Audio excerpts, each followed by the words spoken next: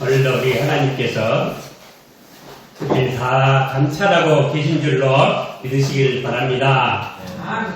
오늘 여러분들 오늘 이 본문 말씀 사실은 여기 16장 전체를 여러분들 개인적으로 모두가 참고해 보시고 읽어 보시기 바랍니다.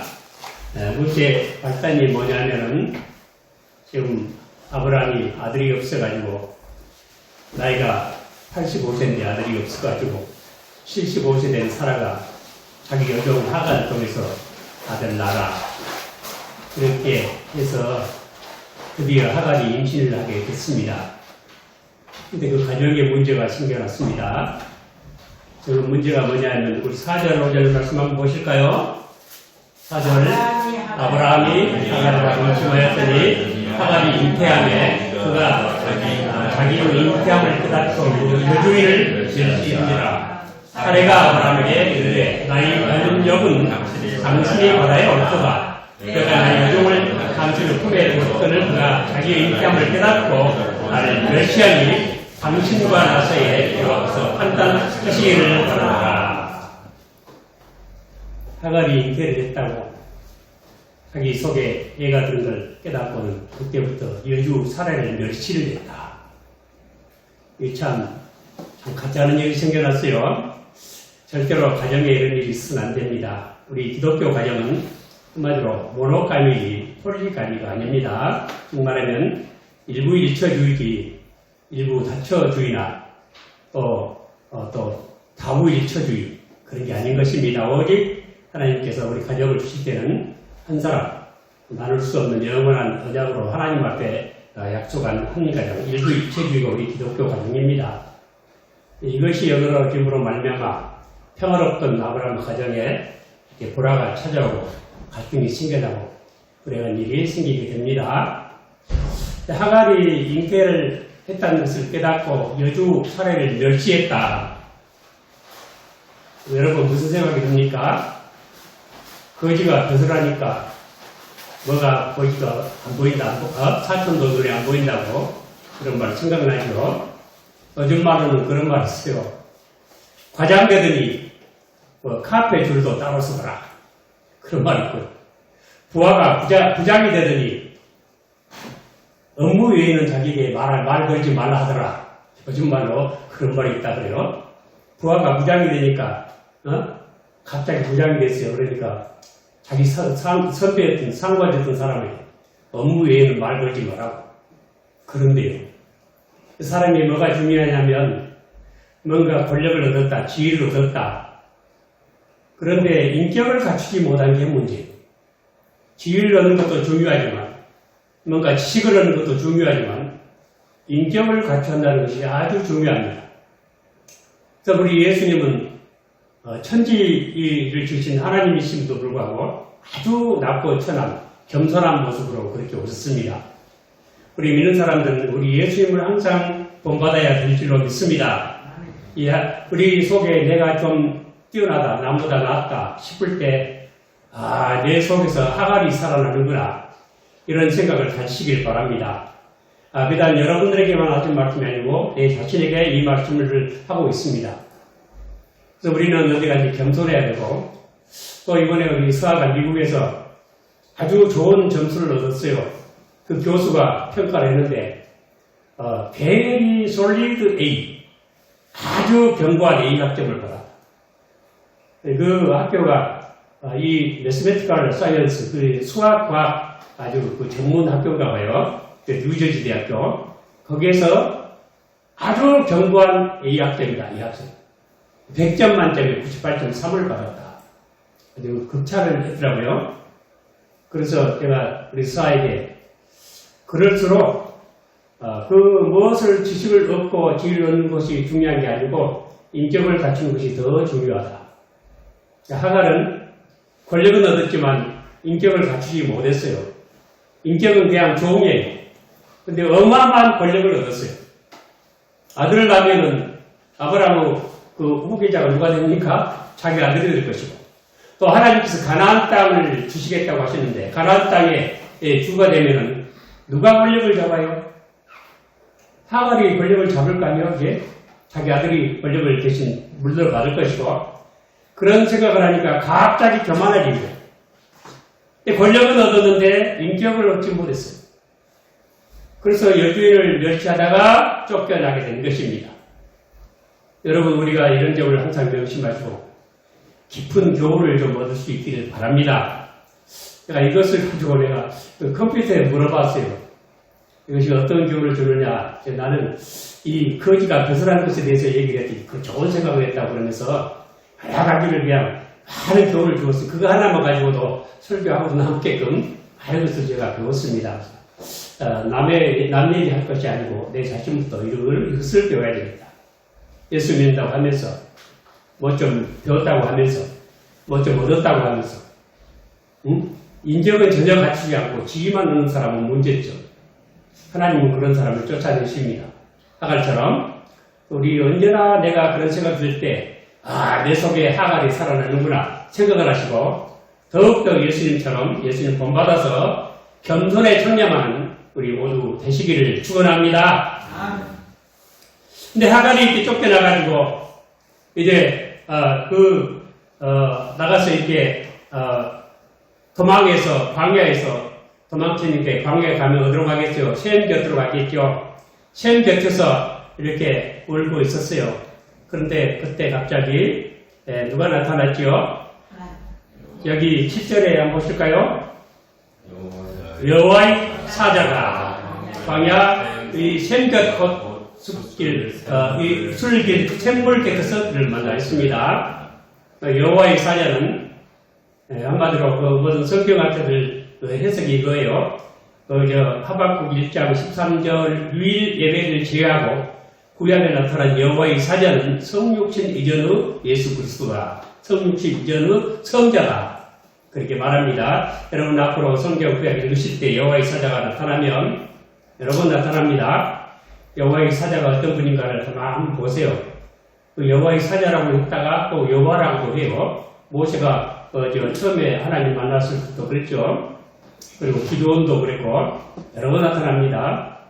이 여호와의 사자를 만났는데 어떤 때 이렇게 나타나서 이 그때 하갈을 도우시고 하갈에게 아주 위로의 말씀을 해줍니다. 무슨 위로의 말씀을 했죠? 여기 몇 절에 나왔습니까?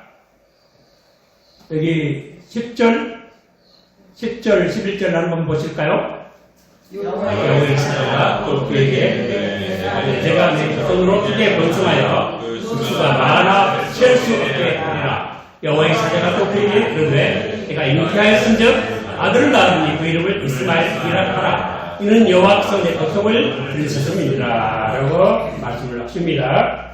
이제 여호와의 사자가 나타나셔서 그를 위로해 주시고 아들을 낳을 것이다. 그리고 큰 민족을 이룰 것을 이렇게 약속을 해 주셨어요.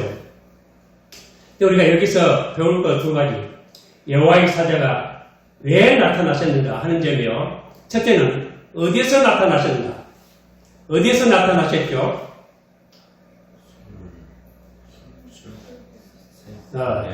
술길 샘 곁에, 술길 샘물 곁에서 그를 만났습니다. 그러니까 여기서 샘은 무엇을 의미할까요? 영적인 의미로 샘물은 성령을 의미하고요. 그 성령이 좌정하시는 곳은 어디예요? 항상 성령이 계시는 곳은 교회예요. 깊이 깨닫는 은혜를 성령께서 주시기 원합니다. 샘물 곁에서 만났습니다. 다른 데서 만난 게 아니요. 그래서 항상 영적인 샘물이 흐르는 곳, 그것은 우리 예수님을 만날 수 있는 장소입니다. 그리고 두 번째로 어떨 때 만나주시는가? 이 하갈이 나는 이제 이 아들을 냈다, 임신을 했다 하고 큰 권세를 가지고 뻐길 때가 아니에요. 다 끝났구나. 난 쫓겨났구나. 아무것도 없구나. 아무 소망도 없구나. 철저히 자기를 부인할 때 그때 여호와의 사자가 나타나신 것입니다. 우리 사람이 내가 잘났다, 내가 뭐 있다, 뭐가 잡았다, 뭐 얻었다, 뭐 깨달았다, 그럴 때 하나님이 함께 하시지 않습니다. 철저하게 자기를 버릴 때, 그래서 울 수밖에, 눈물을 흘릴 수밖에 없을 때, 우리 하나님 눈물에 약하신 하나님이라 그랬죠? 그때 나타나십니다. 또 이런 자세로 우리 주님을 항상 만나 뵐 수 있는 우리 되시길 바랍니다. 근데 또 우리가 생각할 것은 뭐냐면, 노예가 자유롭게 되는 것은, 도망친다고 노예가 자유롭게 될까요? 노예가 자유롭게 되는 것은 도망쳐서 되는 것이 아니고 법적으로 많이 성립이 되는 것입니다. 노예의 해방은, 노예가 자유롭게 자유신분이 되는 것은 법적으로 이 법적인 허락을 받아야지, 율법적으로 자유를 얻는 것이지 도망쳐서 얻는 것이 아닙니다. 신약의 빌레몬서 1장 12절에도 보면, 내게 저를 돌려 보내노니 저는 내 신복이라. 바울이 로마 감옥에서 오네시모를 만났어요. 오네시모가 빌레몬의 종이었어요. 종인데 냅다 도망을 쳤죠. 그러다가 잡혀가지고 같이 감옥에 갇혔는지 거기서 아주 바울을 만나가지고 회개해가지고 아주 바울이 신복이 돼요. 그래서 이 오네시모를 다시 돌려보내요. 빌레몬 주인에게. 도망친다고 자유 신분이 되는 게 아니에요. 법적으로 되는 거예요. 우리가 법적으로 하나님 아들입니까? 아닙니까? 우리는? 여러분, 우리 법적으로 하나님 아들이에요? 아니에요? 하나님 아들. 법적으로 그래요? 하나님 아들. 자, 우리는 법적으로 하나님 아들입니까? 아닙니까? 원래 우리 죄의 종이었어요.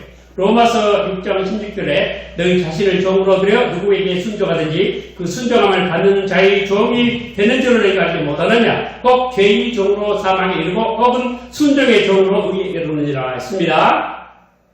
우리는 옛날에 우리 예수 믿지 않을 때는 죄의 종이었어요. 죄의 종이기 때문에 죄가 시킨 대로 할 수밖에 없다는 뜻이죠. 근데 우리는 죄에서 자유롭게 됐는데 법적으로 이 종 상태 벗어났습니까? 아니면 그냥 어떤 우리가 그냥 좋은 일, 착한 일 함으로 벗어났습니까? 어때요? 이런 것을 확실히 해야 돼요. 우리는 법적으로 자유신분이 됐어요.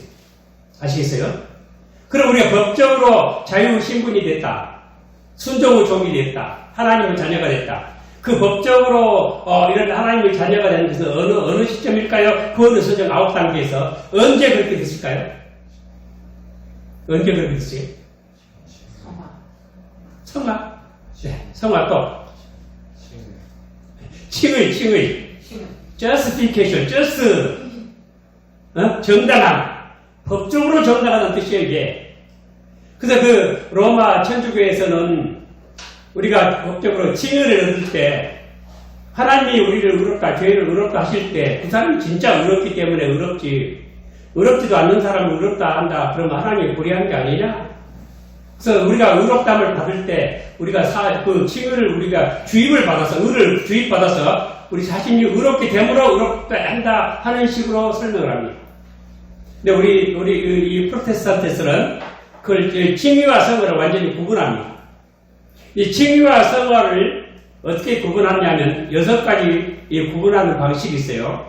첫째는 뭐냐면 칭의는 즉각적으로 이루어지는 거예요. 판사가 법적으로 무죄 때리면 그때부터 무죄인 거예요. 그 신분이에요. 성화는 점진적으로 되는 거예요. 점점 거룩해지는 거예요. 단번에 거룩해지질 않아요. 우리 완전히 거룩에 완전히 도달한 사람 없죠. 두 번째로 이 칭의는 법적인 선언에 의해서 되는 거예요. 법적으로 되는 거예요. 그러니까 우리가 하나님 앞에 죄인인데 하나님 법정에서 너는 의인이다, 의롭다 하고 선고를 하신 거예요. 그리고 성화는 그 결과로, 우리가 의롭다 하신 결과로 우리가 점점 의로워지는 거예요. 그리고 세 번째는 뭐냐면 칭의는 하나님과의 관계 문제예요. 무슨 문제예요? 하나님과 관계가 정당해졌다 뜻이에요. 그리고 이 성화는 뭐냐면 그 하나님의 정말 이 하나님과의 관계의 문제라기보다도 그 하나님 앞에서 인격이 바로 서가는 것을 말하는 거예요. 하나님을 닮아가는 것을 말하는 거예요. 그래서 이 칭의는 하나님과 관계 정상화, 정상화라면 성화는 하나님의 형상 정상화. 그것이다. 그리고 칭의는 객관적이에요. 법적으로 판사가 무죄 때릴 때 객관적이 내가 하는 게 아니잖아. 남이 하는 거예요. 성화는 주관적이에요. 내가 거룩해 지는 거예요. 그건 전혀 달라요. 다섯 번째로 이 칭의는 for us. 하나님께서 for us. 우리를 위해서 무엇을 하셨는가 하는 문제. 그 성화는 뭐냐면 in us. 하나님께서 우리 안에서 뭔가를 하시는 거예요. 우리 안에서. 성령께서 그 예수 그리스도의 의를 우리에게 적용하셔서 우리가 예수님을 점점 닮아가는 거예요. 그 for us와 in us가 달라요. 그리고 칭의는 즉각적으로 완성되는 거예요. 의롭다 하면 그걸로 끝나는 거예요. 그러나 성화는 그 즉각적으로 완성되는 사람도 있겠지만 그 점점 다 달라요. 사람마다 다르죠. 성화가 제일 즉각적으로 완성됐다 싶은 사람 나는 이 사람이라고 생각해요. 누굴까요? 제가 누굴 생각할까요? 그냥 즉각적으로 이 성화가 이루어졌구나. 그냥 거의 완성됐구나 싶은 사람 한 사람 있어요. 누굴까요? 성경에서 누구 같아요? 나는 예수님 같이 십자가에 달려서 예수님에게 주여 나를 당신 나라에 임하실 때 나 좀 생각해 주셔서 하는 사람 누구지요? 그 감도 있죠. 그 사람인 것 같아요. 하여튼 그날 사형 현장에서 그분처럼 확실하게 예수님을 증거한 사람 아무도 없었어요. 백부장도 그랬지만 이는 실로 하나님 아들이야 하지만 그 사람이 이 감도는 우리는 이 합당한 우리 죄의 상응한 벌을 받지만 그 사람은 옳지 못한 것이 아무것도 없다 하면서 이 예수님은 하나님의 나라의 왕으로 알아요. 구원받았다는 것은 이 예수님을 아는 이 지식에 있는 거예요. 우리 어떤 인식론적인 지식이 아니고 인격적인 지식이에요. 예수님을 똑바로 알았어요. 그래서 이 사람이 제일 성화에 즉각적인 완성을 이룬 사람이 이 사람이다 싶어요. 개인적인 생각이에요. 어쨌든 칭의와 성화는 이런 차이가 6가지가 있어요. 우리는 법적으로 하나님 자녀입니까? 아닙니까? 언제 법적으로 하나님의 자녀가 됐습니까? 칭의 때 된 거예요. 칭의 때. 여러분 믿습니까? 물론 칭의 다음에 성화도 있고 하나님 양자 칭의 다음에 수양 어답션 양자도 되고 수양도 되고 또 성화도 있고 다 있지만은 법적으로 된 것은 칭의 때 된 거예요. 다 믿으시기 바랍니다. 그래서 하갈이 아무리 도망쳐도 안 돼. 법적으로 자유신분을 얻어야 돼. 그래서 여호와의 사자께서 말씀하시기를 내 여주에게 돌아가서 그 수호에 복종하라. 그 법에 순종하라 하는 뜻입니다. 우리 이것을 꼭 깨닫는 귀한 은혜가 임하시길 바랍니다. 그런데 이 여호와의 사자께서 하갈에게 복을 주시고 너 앞으로 아들을 낳는데 이름이 뭐라? 이스마엘. 하나님께서 들으셨다는 뜻이에요. 그 눈물을 흘리고 애통하는 걸 들으셨어요. 들으시고 불쌍히 여기셔서 큰 민족을 이루게 축복을 하셨는데 그때 이 축복은 특별 은총의 축복일까요? 일반 은총의 축복일까요? 일반 은총의 축복입니다. 이 나라는 이 정부는 하나님의 일반 은총의 영역이지 특별 은총의 영역이 아닙니다. 특별 은총의 영역은 교회고 일반 은총의 영역은 교회 밖에 있는 세상이에요. 그 중에 나라가 있어요. 이 나라도 하나님께서 세우신 거예요. 대통령도 하나님이 세우시고요. 왕도 다 하나님이 세우시고 모든 그 관리들도 하나님이 세우신 거예요. 그래서 나라에는 칼을 주셨다고 했어요. 여러분 그 칼의 권세에 대해서 로마서 13장 4절에 한번 보실까요? 뭐라고 되어 있죠? 하나님의 사자가 되어 내게 선을 이루는 네, 하나님의 사자가 되어서 칼을 주셨죠. 칼이라는 건 죽이고 살리는 그런 법이에요. 그런 권세예요. 생사여탈권이에요. 칼을. 또 이 나라는 세 개의 칼을 가지고 있어요. 첫째는 국방의 칼이에요. 여러분 10계명, 6계명이 뭐죠? 살인하지 말아죠. 그런데 이 전쟁이 나면 사람을 죽여야 안 죽여요? 적군을? 죽이죠. 살인이에요, 아니에요? 여기 살인하지 말라 하는 것은 그냥 절대로 죽으면 안 된다는 뜻이 아니에요. 합당한 살인은 허락을 하죠. 또 더 나아가서 살인을 하지 않으면 안 돼. 그런 그 의미도 들어있어요. 전쟁이 나면은 살인을 해야 돼요. 하나님께서 전쟁의 하나님 아닙니까? 전쟁이신 전쟁은 여호와께 속하였나니. 그리고 예수님께서 군인들을 너 사람 죽이는 군인이니까 안 돼 그러셨어요? 칭찬하셨어요? 고넬료 같은 사람, 또 백부장 같은 사람 어땠어요? 다 인정을 하고 믿음 좋다 그러셨죠? 백부장 그 중풍 걸린 것도 낫게 주셨죠? 군인으로 신고를 인정을 하셨어요. 그래서 우리 믿는 사람들이 군대 가는 것이 정당합니까? 안 갑니까? 정당이아니에요? 정당해요. 여호와의 주민들은 종교 자유 그걸 빙자해서 군대 안 간대요. 그러다가 그냥 나라가 그냥 빨갱이한테 지면은 다 나라가 그냥 어떻게 되겠어요? 그것은 진리가 아니에요. 진리를 아주 왜곡하는 거예요. 그래서 살인을 할 수도 있고 또 사형수를 죽일 수밖에 없어요. 관리가. 사형을 시켜야 돼요. 그것도 살인이죠. 그건 다 정당하다 이거. 정당 살인이랄지 이런 합법적인 살인을 금하는 것은 아니에요. 그래서 나라에 이 칼을 주셨어요. 이런 일반 총 영역에 이런 권세가 있고 또 이런 나라는 항상 이 정부 정치는 이 백성들을 위해서 정당한 그런 정치를 펼쳐야 됩니다. 나라가 진실과 정의를 구현해야 돼요. 죄를 없게 해야 돼요. 그러니까 우리 국방의 칼, 행정의 칼, 사법의 칼을 주셨어요. 이 정부에 이건 다 정당합니다. 죄를 없게 하기 위해서 주신 거예요. 행정적으로 잘못하면 제재를 받고 사법적으로 잘못하면 또 제재를 받아요. 그리고 나라는 진실과 정의를 구현할 뿐 아니라 이 복지에 항상 힘써야 돼요.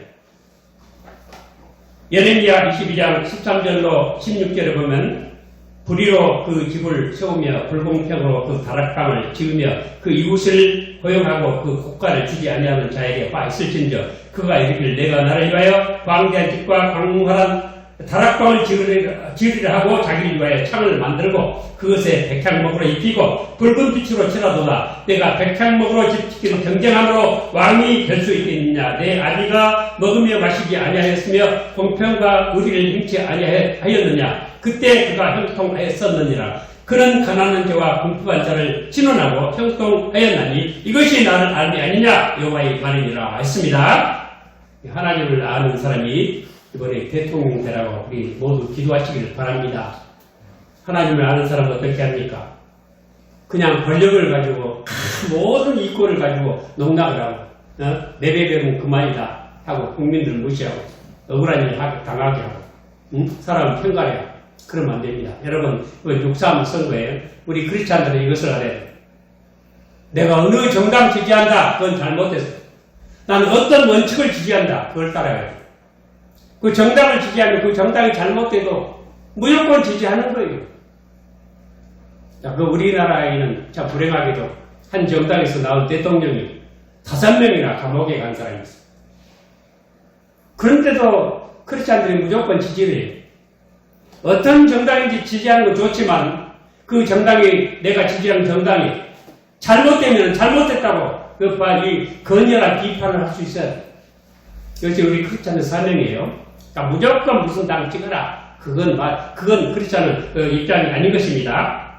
어쨌든 이 나라가 죄가 없대되는 나라, 진실과 정의가 구현되는 나라, 자비가 이렇게 베풀어지는 나라, 억울한 일이 없게 하는 나라, 즉 복지국가를 이루게 하는 그런 우리 후보를 우리는 지지하고 위해서 기도해야 될 줄로 믿습니다. 그런 나라가 되기 위해서 기도해야 될 줄로 믿습니다. 근데 지금 우리 문제는 뭡니까? 우리 크리스찬들이 특별 은총의 영역보다 일반 은총의 영역에 더 관심을 기울이고 있다. 특별 은총의 영역은 좀 팬에 관심이 없는 것 같아요. 일반 은총을 거기에 누구 편들어가지고 뭐 하자 해가지고 돈이나 벌어들이는 것이 교회입니까?